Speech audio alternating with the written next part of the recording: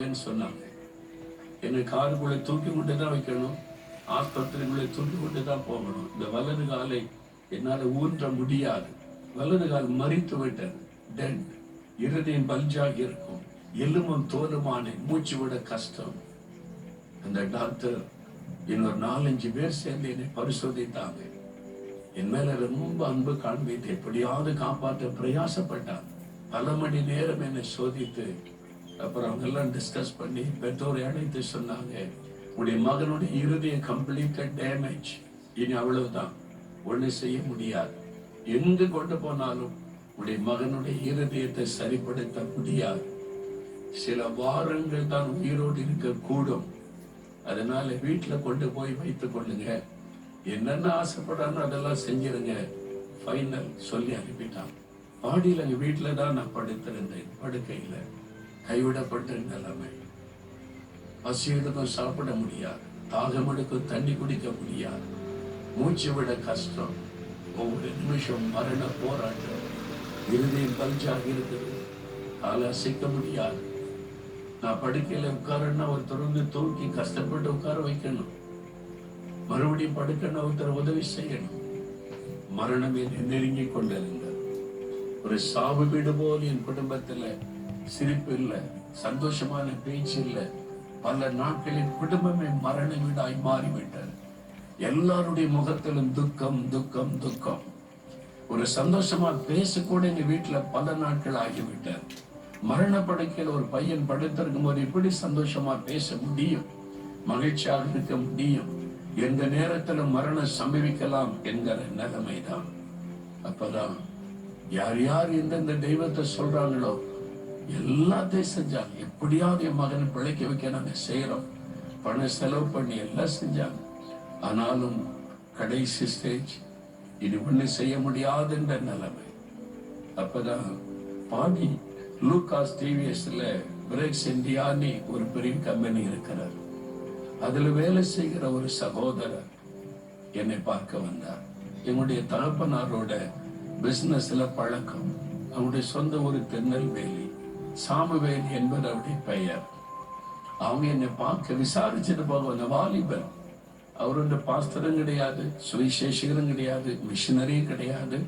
அவர் ஒரு விசுவாசி, இயேசுவை ஏற்றுக்கொண்டு ரட்சிக்கப்பட்டு அந்த காலத்தில் அபிஷேகம் பெற்றிருந்தவர்கள். ஒரு கம்பெனில வேலை செய்யறாங்க.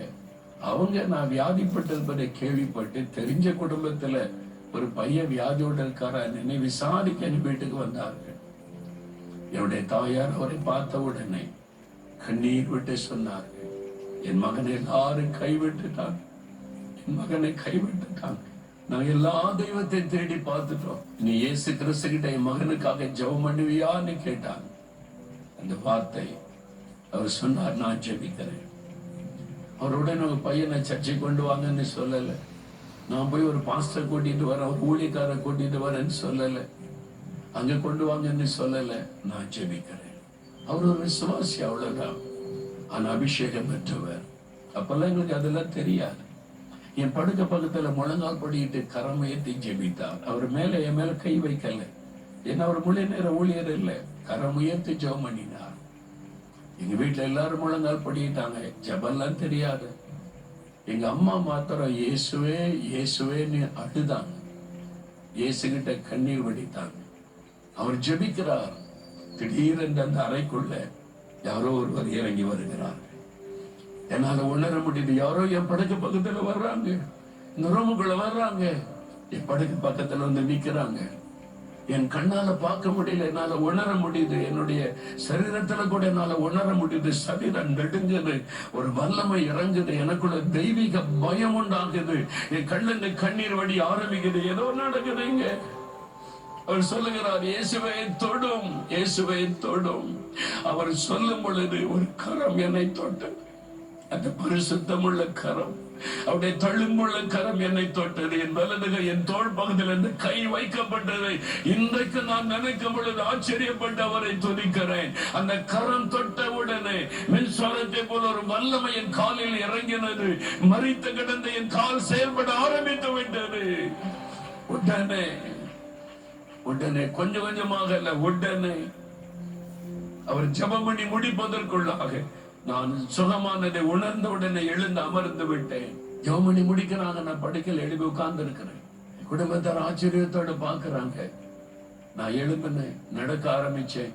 என் வலது காலுக்கும் இடது காலுக்கும் சின்ன வித்தியாசம் கூட இல்லாதபடி இயேசு என்னை குணமாக்கி இருப்பதை நான் கண்டேன்.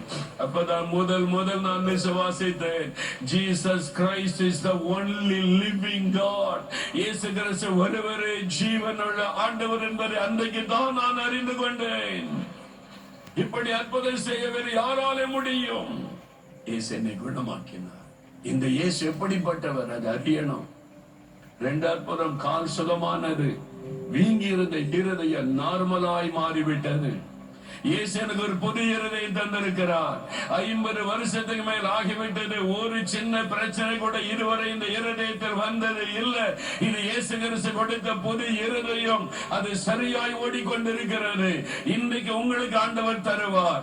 இருதயம் பாதிக்கப்பட்டிருக்கிறா, சிறுநீரகம் பாதிக்கப்பட்டிருக்கிறா, உடைய கல்லீரல் பாதிக்கப்பட்டிருக்கிறா, நுரையீரல் பாதிக்கப்பட்டிருக்கிறா, கண்கள் பாதிக்கப்பட்டிருக்கிறதா, அதை புதிதாய் அவர் மாற்றுகிற தேவன் இன்றைக்கு உங்களுக்கு செய்வார். எனக்கு செய்த ஆண்டவர், அவரை பரிகாசம் பண்ணின இந்த துரோகிக்கு அற்புதம் செய்த ஆண்டவர், அவரை தேடி வந்திருக்கிற உங்களுக்கு செய்ய மாட்டாரா?